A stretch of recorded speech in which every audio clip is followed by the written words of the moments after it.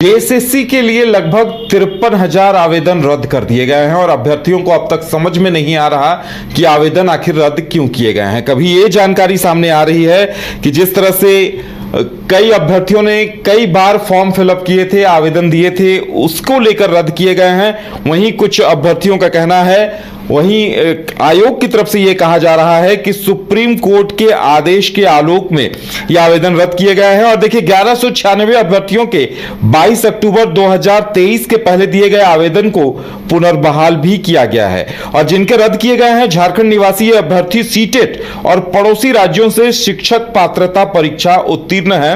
और वैसे अभ्यर्थियों से ऑनलाइन आवेदन प्राप्त किया था जेएसएससी ने, जिन्हें चुनौती दी गई थी। ज्यादा जानकारी के लिए नीरज हमारे साथ है। नीरज, देखिए इस पे इतना कंफ्यूजन है कि अभ्यर्थियों को अभी तक समझ में नहीं आ रहा है। कई अभ्यर्थियों के जिनके आवेदन रद्द हुए हैं, उनके नाम गायब हुए हैं और अभ्यर्थियों में काफी बेचैनी है। क्या कुछ निकलकर सामने आया इसमें?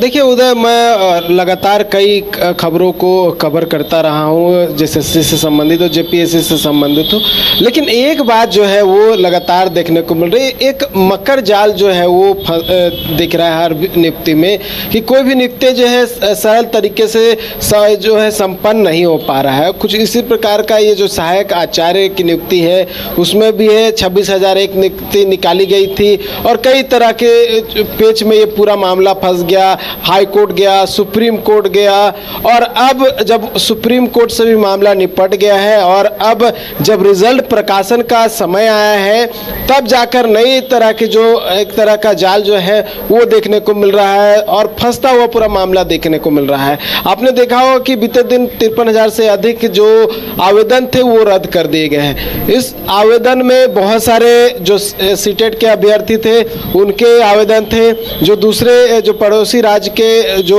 स्टेट्स पास किए हुए अभ्यर्थी थे, हालांकि जो स्थानीय थे झारखंड के उनके थे, और जेटेट के अभ्यर्थी थे।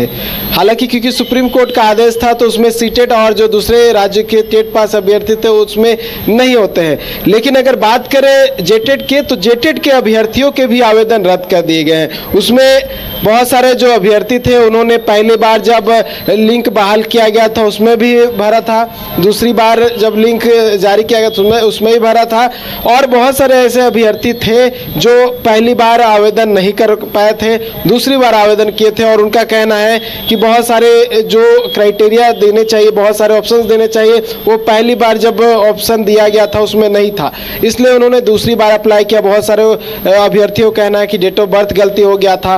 और अब जो है सारा कुछ हो जाने के बाद परीक्षा वो दे देते हैं और परीक्षा देने के बाद उनके आवेदन रद्द कर दिए जाते हैं। ये कहीं ना कहीं गलत है। आपने पहले कभी नहीं सुना होगा कि कोई अभ्यर्थी जो है परीक्षा देता है और परीक्षा देने के बाद उनके आवेदन रद्द होते हैं। पहले आवेदन रद्द किया था, उसके बाद परीक्षा बिल्कुल। जब आप रिटर्न टेस्ट ले रहे हैं और जेटेट के अभ्यर्थी भी हैं तो अब भाई रिटर्न टेस्ट से ये तय होगा। आप पहले ही आवेदन रद्द करना, ये वाकई में लगता है कि कहीं ना कहीं उलझा दिया जा रहा है अभ्यर्थियों को कि आप तैयारी पे फोकस करने की बजाय आप इन चीजों पर फोकस करें। बिल्कुल, देखिए परीक्षा हो चुकी है उदय, और परीक्षा होने के बाद जो है ये कहा जा रहा है, क्योंकि आज मैं जेएसएससी कार्यालय गया हुआ था, बहुत सारे अभ्यर्थी आए हुए थे, उन्होंने सचिव से मुलाकात की और सचिव का कहना है कि सुप्रीम कोर्ट का आदेश है कि 2023 से पहले जिन्होंने अप्लाई किया था उन्हीं का जो है आवेदन एक्सेप्ट किया जाएगा। उसके बाद जितने भी अभ्यर्थी है, चाहे वो सीटेट के हो, जेटेट के हो या फिर कोई भी टेट पास अभ्यर्थी हो, उनका आवेदन रद्द कर दिया जाएगा। सीधा सीधा कहा गया है कि अब वो कुछ नहीं कर सकते हैं, सुप्रीम कोर्ट का आदेश है। लेकिन जो अभ्यर्थी हैं वो यही सवाल पूछ रहे हैं, यही प्रश्न खड़ा कर रहे हैं कि जब यही करना था तो एग्ज़ाम क्यों लिया गया, एग्ज़ाम नहीं लेते।